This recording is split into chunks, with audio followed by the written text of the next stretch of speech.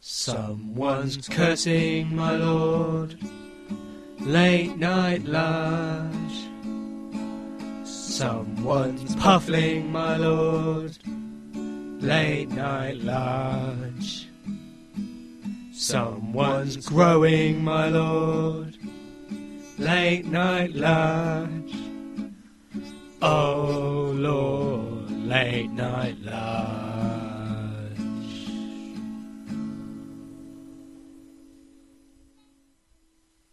This is a post-Watershed production.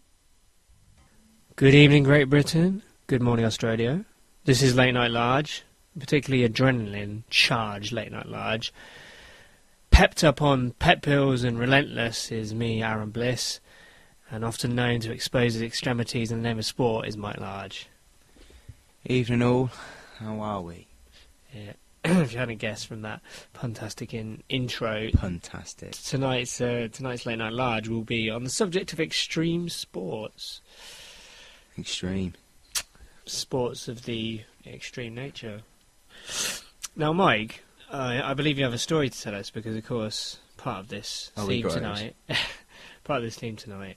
was I thought it would give us a chance to hear about something that Mike actually did for other people. He's not just a selfish twonk all the time. I'm not a complete arsehole. No. Just no. Well. Outside of his giving it the big one on the radio, Mike sometimes likes to do the odd charity event. And Mike, well, tell our listeners what you did the other weekend in the aid of charity. I did a bungee jump for Women's Aid. It was Sunday, the 26th of August. And it was at 4 p.m. in West Midlands Water Ski Centre, Birmingham. Have you got a latitude and longitude? Yes. Okay, but I won't give you. So how was it? Give us a quick, a brief. Give us the story of what happened and make it short and funny, like your sex life. Mike, you scared? You worried? No. What you on about? What are we worried for? I think probably by this point I was more excited, although maybe a little bit of the feeling was. Maybe there was some fear in there, but there was certainly a lot of excitement. Were you drunk? No.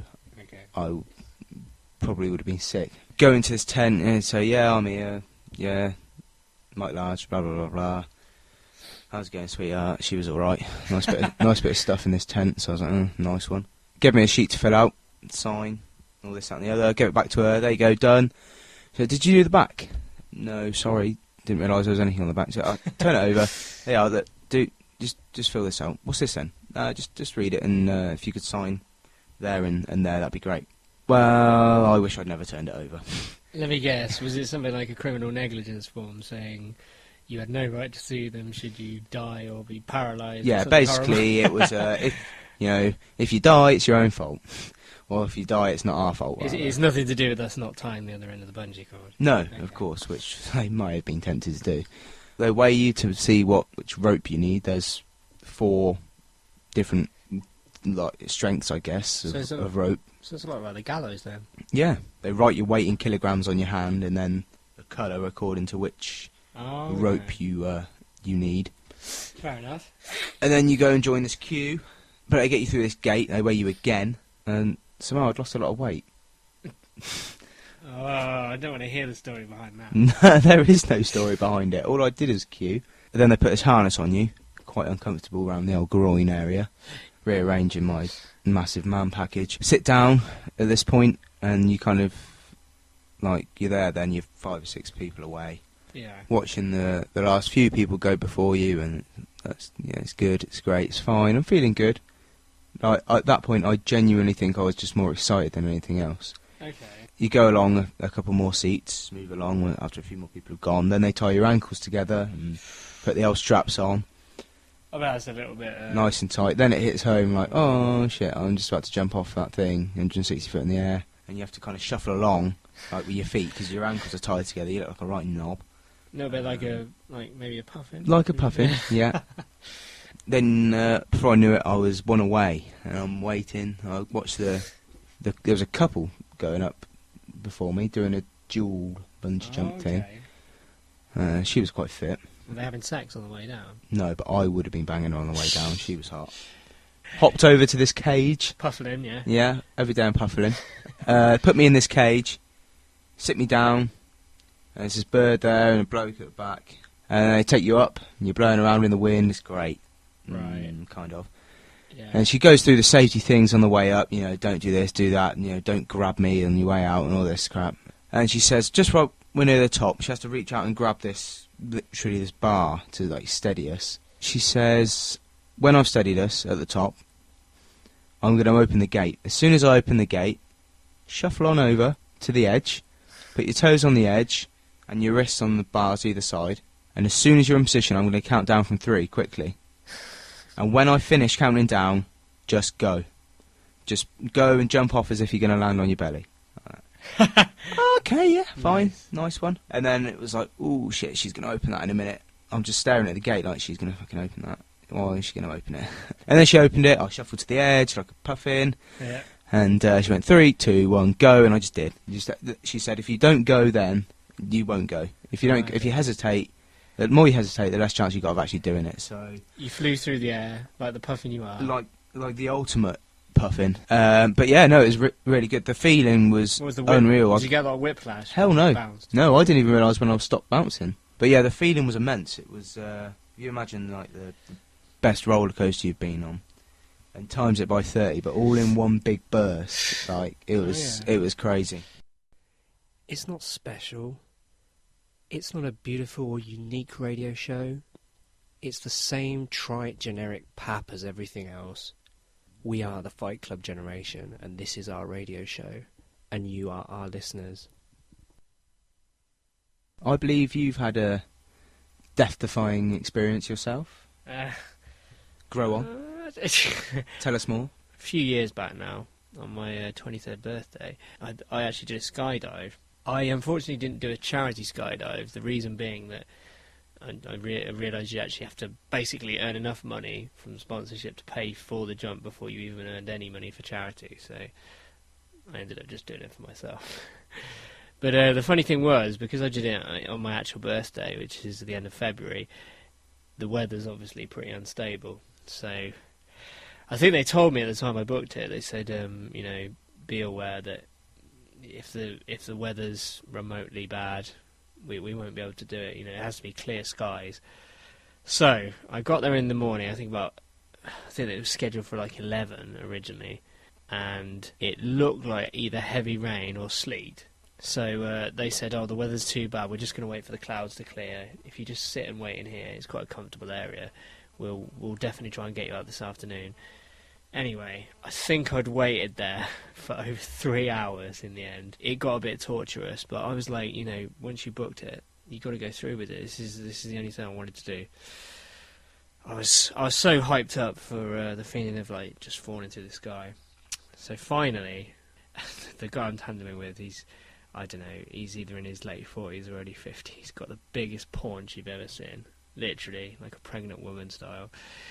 So he's got all his equipment, the helmet and everything, takes me into the aircraft. We take off, he's explaining everything to me, I don't have to really do anything, just make sure I have my equipment on tight, strap myself to him. So, we finally get up into the hallowed, I don't know, how many thousand feet was it, 30 was it, or maybe a bit lower than that. But it had to be a certain number, because you obviously have to have a 30-second free fall, i.e. just plummeting before you open the chute. So we finally get up to the right height.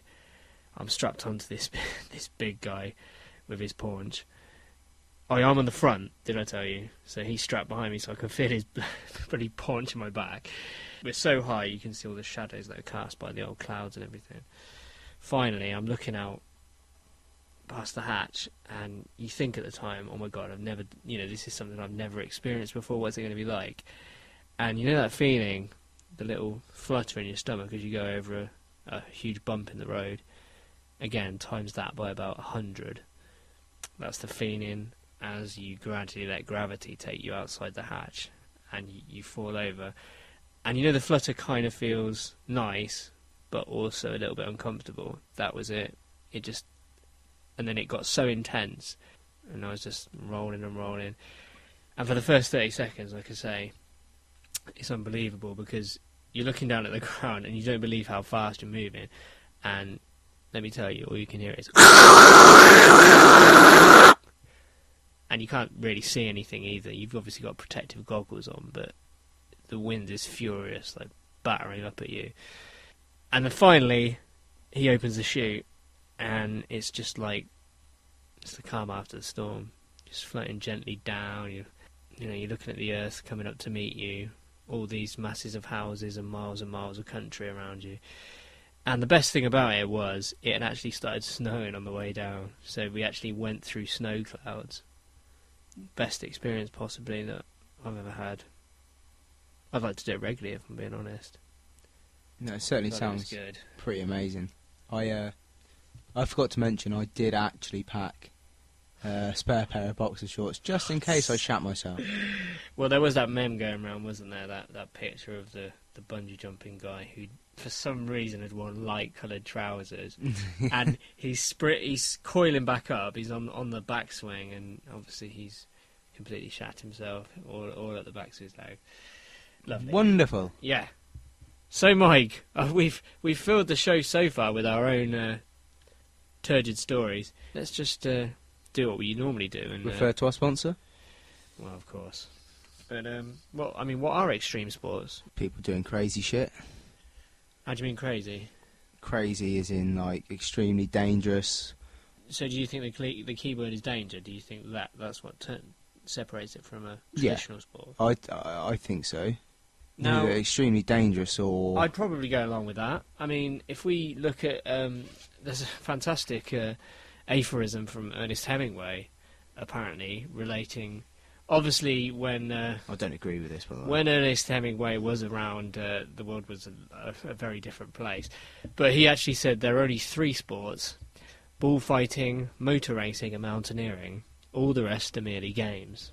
Now, what he apparently meant by that was that he considered a sport a game in which the participant had a better than average likelihood of actually being killed in the process. Whereas he considered other sports, I'd imagine bull sports and racing and stuff like that, but on foot, to just be games, because although you could lose, you would never necessarily lose your life or your ability to do certain things.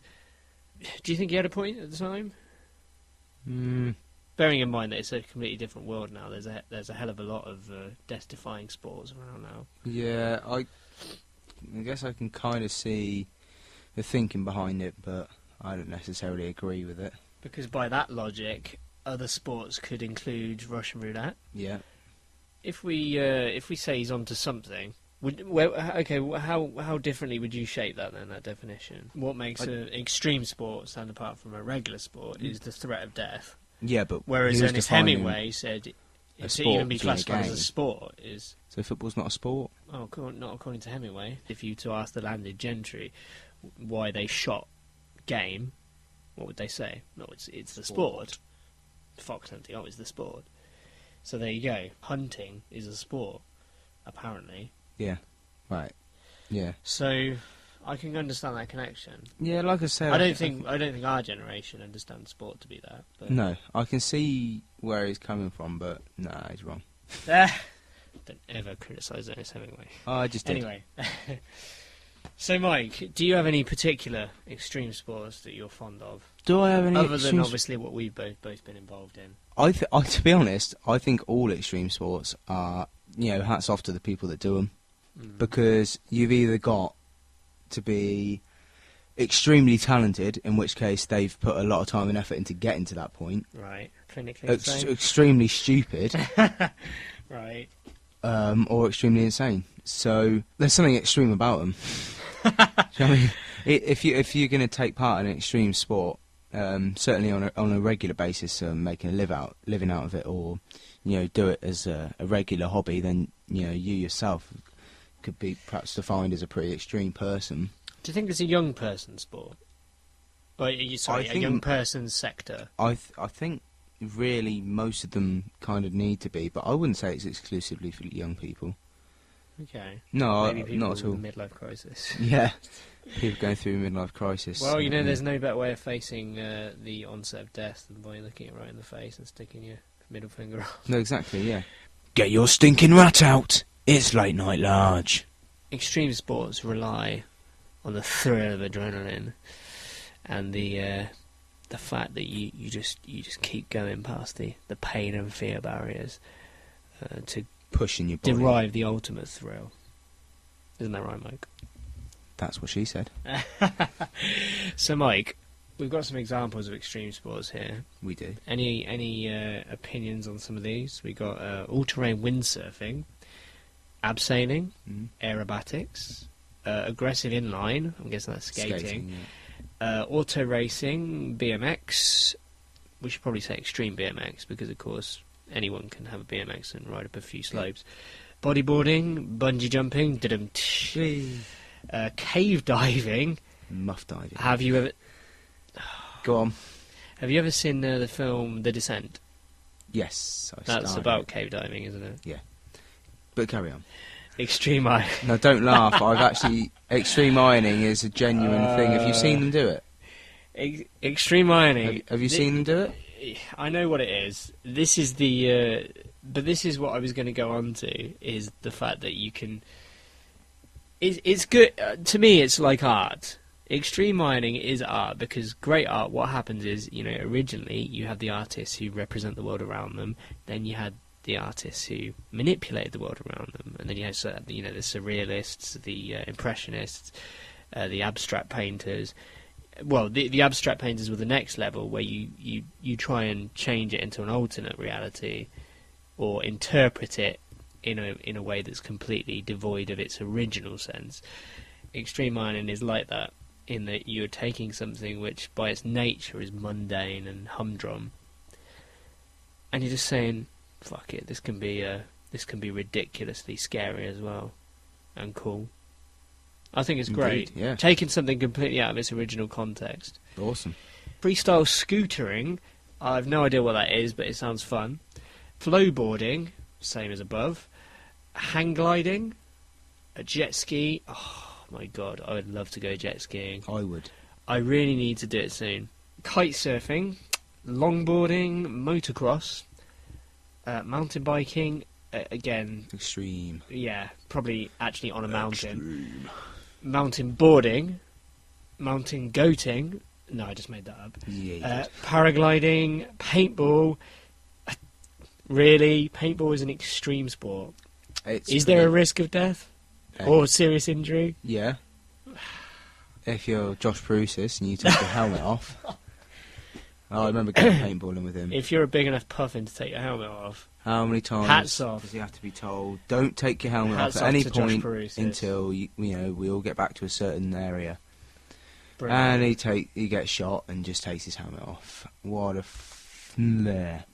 To be fair, he's quite lucky not to lose his sight or something, because that could quite easily happen. Yeah. Well, I mean, I'm quite disappointed I didn't see him take his helmet off sooner, because as soon as he lifted it over his face, I'd have offloaded every paintball I had square into his nose. I'd have tried to. It was between the eyes. Bang. Mike, are you familiar with Parkour? Parkour. Yeah. Are you familiar with this? I have to say, this is one of my favourite. Basically, like... It's kind of like street gymnastics. Yeah, like jumping between buildings and shit. Yeah. I mean, again, like anything else, it's extreme, although it can be quite mild. You can have it as like a very mild form of street gymnastics, where it's almost like a dance move. Like trying to do a backflip off your wall. Well, kind of. And then you can have a very extreme version, like you say, jumping between buildings, flipping over stairs and railings and all kinds of things. Which idiot was that? Was that you or your brother that tried to do a backflip off your wall? What? Years ago. Years ago? It probably sounds like my brother, to be honest. Does sound like your brother. A backflip off the wall. Yeah, I'm pretty sure it was Matt. Bloody hell. The people who are very good at it, it's absolutely amazing to watch them in action. But like anything, if you're lousy at it, you just look like an idiot.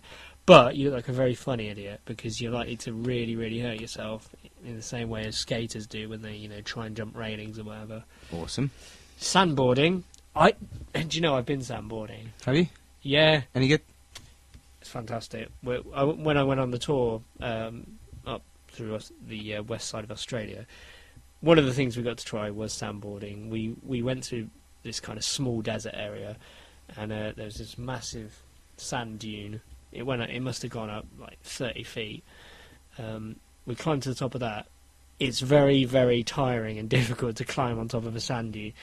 But once we got to the top, we basically a lot like surfing. You know, you rub a lot of wax on the bottom of the board, get on it, and to be honest, it was quite steep. And we got told you can either crouch down, bodyboard, as in lie down, or if you're feeling really, had a bit of bravado about you, you'd stand up. What do you think I did? I think you probably laid down like a girl on your back. No, I'm not just giving it the big one. I was pretty nervous because it was a hell of a drop. What I did was I was practically crouched, and then as I went over the top and started sliding, I tried to stand up. But bear in mind, you're very, very likely to go head over tip. But I managed to bow my legs just enough to keep my balance, and I slid quite away before my board went out from under me. It's bloody good fun. But like I say, the problem with sandboarding is unless you have a dune buggy to get you to the top, it kills you, honestly. It would take you nearly 10 minutes to walk back to the top of the sand dune. Anyway, skateboarding, skiing, skimboarding, whatever that is, snowboarding, snowmobile. Snowmobile, they're great. Stand-up paddle surfing. Okay. What the hell's that? Is that not just regular surfing?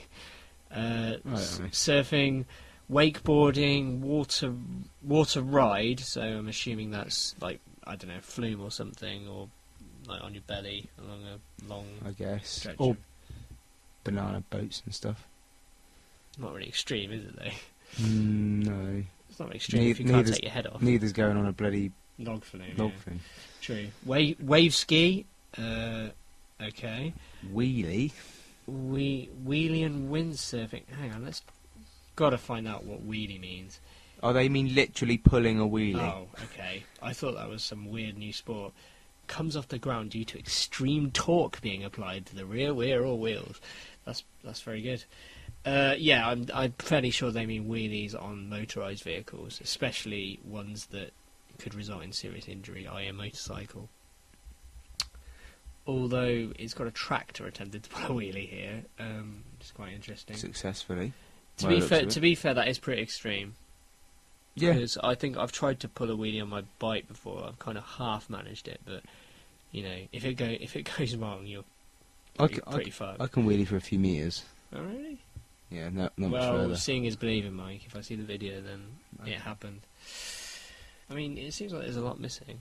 It does seem like there's a lot missing, but don't ask me to name any of them. Or I guess there's a lot missing that... No, I guess some of the stuff we're thinking of probably comes into categories of... Possibly. Have you heard of wingsuit flying? Have you seen this? Yes, that's extremely fantastic. Cool.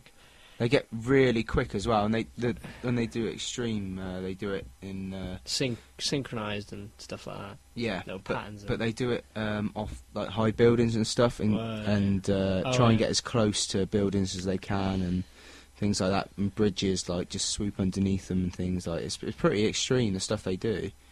I can't imagine you'd have to practice for years to be able to do that properly. Yeah, and you go off mountains and that, and you jump off basically a cliff, and you kind of swoop round past the lower kind of mountain that there is, inches away.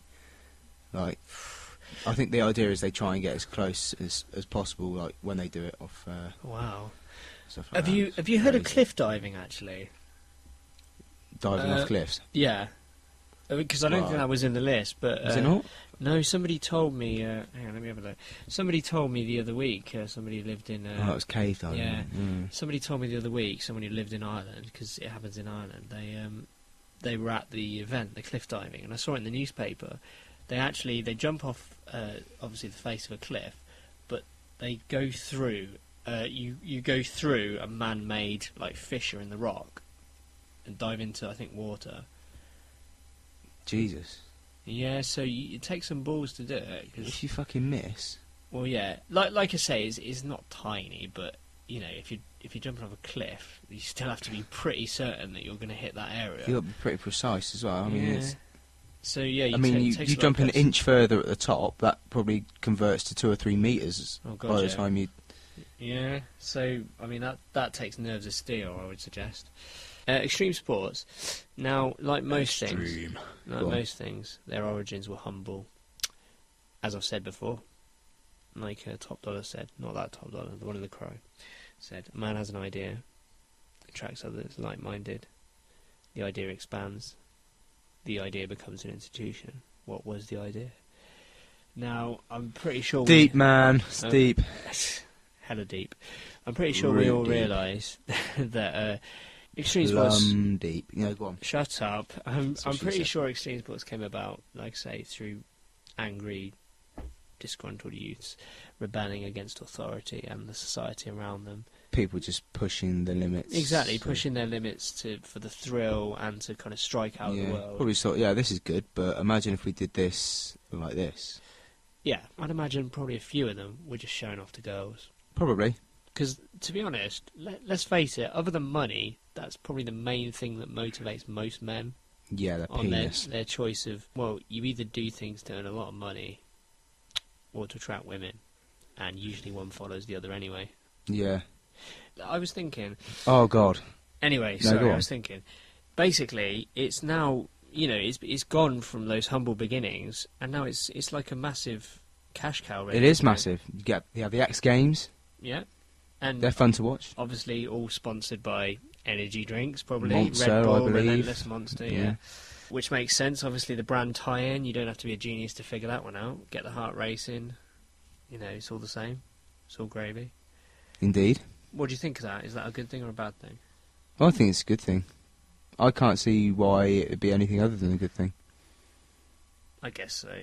I guess if you take a rebellious thing that could potentially kill a lot of young people And turn it into something and turn positive. it to something safe, even if it is like corporate hoarding, Slightly. which capitalism tends to Slightly safer. I mean, it's within a controlled environment. do. Yeah, I mean... But, I mean, it doesn't necessarily mean no one's going to get hurt, does it? But Well, no, because, they've got to balance that, haven't they? They've got to balance the, let's hope no one gets killed or parased, but if they eliminate too much risk, then all of a sudden the appeal it's will not drain extreme right out anymore. of it. People won't... do you know, extreme sports is probably one of the few sectors where you would probably encourage injuries to attract more people. Think about it. If no one ever gets injured year after year... yeah, but no one would admit that. No, of course they wouldn't. I'm not... Just like big companies won't admit that they'll cut corners and potentially kill people to make money. But it happens. Anyway. So there we go. Mike, I thought Aaron. I'd throw these at you. These are ideas for extreme sports. Oh, you got some ideas. I'd throw them at you, yeah. Go on. I thought I could try them on my own, see Go on. see where they go. You tell me what you got, and I'll Okay. say if I think there's anything in it. Okay, first of all, Go on, hit me. do you remember what we used to do as kids? Tree climbing. Do you think that's an extreme sport? Yes. Bear in mind, I you're think- doing it without knee pads, helmet. Yeah. I think, That's the most organic extreme sport, I think, yeah. as well. I remember kids, we'd climb high trees and not think twice. Now, probably would be like, I'll go a couple of branches up. Yes. But, no, I think you can definitely make an extreme sport out of that. Find a massive, fuck off tree somewhere and, like, race to the top. Go. Bang. Maybe you could hide a paedophile in the branches as well to make it even worse. Brilliant. Yeah. I love that. Okay. I can see that's got something there. potential. That's got potential. I like that. Yeah. Anyway, okay, here's some What more. else you got for me? Come on. Okay, bank robbing. Dickhead. What about puffin baiting? Do you like that? I'm not sure Kevin would agree with that. It's not really fair. No? No. Bible reading. But extreme Bible reading.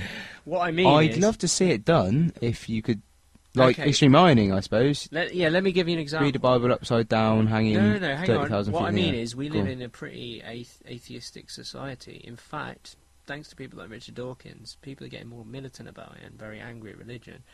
You walk through the street trying to preach the Bible at people, that's a risk to your personal health. And, can I just say, anyone out there, please find this video on YouTube, or I think it's YouTube, find this video on YouTube, of a guy who climbs into a tiger's cage, I believe, and starts quoting from the Bible. Now that's what I'm talking about. That is extreme Bible reading. That is extreme Bible reading. Okay, fair enough. Playing chicken with a train. It'd have to have a funkier name than playing chicken with a train. It'd have to be its okay. own brand of chicken. Train baiting. Yeah, that could Rail be run?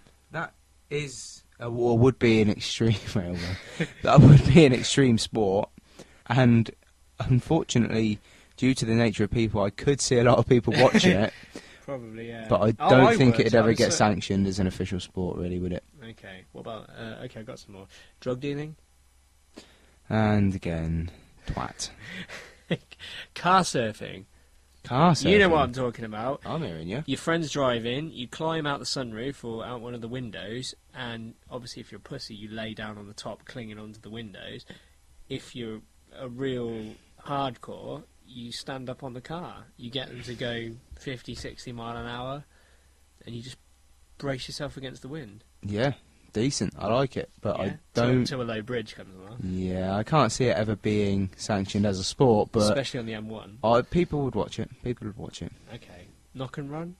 Not really very extreme, is it? Hold on, it depends who answers the door. Well, if they answer the door with a shotgun, yeah. Exactly. But okay, no, farm knock and run. Okay, a bit more extreme, but I still... Traveller's sight, knock and run. Jesus Christ, that's not an extreme sport, it's just fucking death wish, isn't it? Yeah. Ouch. Showing up naked at work. Not sure how you'd make that a sport. But it's something that, I wouldn't mind being... It's a challenge to wouldn't merge with your dignity and your job intact. I wouldn't mind a national show up at work naked day. I bet you wouldn't. Probably because of all the young women we have at work. He grows. I have a feeling you'd be the only one taking part, though. That's fine. Something tells me. What about divine reciprocity? Now, if you'd like me to explain this, it's where you're with someone you love very much, and you basically you throw up into their mouth, and then they return the favour and throw up into your mouth. See, this is brilliant. The stuff I come out with, and you're like, oh no, that's too far, man. No, oh, that's wrong. You can't say things like that, and you just chuck stuff like that around like it's nothing. Yeah, but you just keep going as long as you can, passing the present from one to the other. The present. You know what? You've done that before, and you are wrong in so many ways. I don't think it could be an extreme sport, and I would never try it. Mike, you sober. let me down. Sober. Drunk, I'm anyone's for anything, I was but... to say you've tried worse things than that. He grows. Mike, have you heard of the concept of completing the circle? Do I want to? Well, I think you've personally taken part in it. I'm just saying it's an extreme sport. This is where basically you eat a meal on the shitter. Oh, yeah. Yeah, I've done that. Thus completing the circle. So you have done it? Yeah, but I've eaten on the shitter, yeah. I don't see how it's an extreme sport, though. But, you know, people should do it. What else you got? Okay, what about the ultimate extreme sport? You know what I'm talking about. This only really works if you're still living with your parents, I would guess.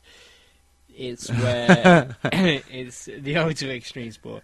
It's where you unlock your door. You oh, I know where it's going. You yell for your mum to come up the stairs quick, and then you whack your tackle out and start knocking one out as fast as you can, and see if you can finish and put yourself away before she gets to the top of the stairs. No comment. However, I did have a couple of ideas for extreme sports. Go on, Mike. And one of them was extreme masturbation. Okay. See that's an extreme sport. I don't know if you've ever... There's a Chuck Palahniuk book about that, about sex addicts who... there was something about walking into a plain toilet, and if someone sat there naked, having obviously left the door unlocked, it was like a tactic for swingers to have sex with strangers. But go on, explain your extreme masturbation. Was that part of it, or just in public places? You just set aside a day, just have a wankathon, and just the winner is a person that completes their task the most amount of times in any given time period. But the problem with this is extreme masturbation. The problem with this is it's kind of a... I'll be honest, it's a male-dominated sport, isn't it? Yeah, well... Don't get me wrong, I do know, I've read about sex-addicted women who have real problems with this, but I wouldn't recommend women do it because of obviously the threat of sexual assault. Extreme drinking? Is this just like a pub crawl? Could be. God. Bloody good pub crawl. Yeah, extreme drinking. Just drink until you die. Yes. First person to die loses. And the simplest way of doing this, The second person and to the most die, cost-effective second way of last. doing this is to just buy a 1.5 litre bottle of co-op vodka. Just polish it off by the end of the night. Wouldn't kill me. Yeah, right. Take at least 8 of those. Okay, what about if you swallowed the bottle as well? Swallow it. In which? Perforated barrel. And Which orifice finally, I will think I our have to final, swallow this? I think our final idea, because I think drugs is a bit of a cop-out, I think our final idea for an extreme sport is, well, we only have to go back to the famous paper on rectal foreign bodies. So, Mike, have you enjoyed our extreme sports discussion? Yes, very much so. I hope all of y'all have as well. If you have, let us know. Get on Facebook. Type in Late Night Large. And like the page. Tell us your thoughts. Any input's welcome. If you didn't like it, tell us. Tell us why. I must And then also say... I'll tell you in no uncertain terms to do one. I must also say, Mike, you always say people who listen to like the page. I'm pretty sure all the people who like the page probably do listen, and people who don't like the page aren't aware of the show anyway. What we want you to actually do is to invite your friends to like the page. Recruit. Exactly. Be our recruiters, please. Recruitment drive. And do you have any ideas for extreme sports yourself? Let us know. Y'all have got ideas. Chuck 'em at us. See what happens. Well, What's the worst that can happen? Mike's just off to complete the circle. Complete the circle. So it's good night from Late Night Large. It is indeed.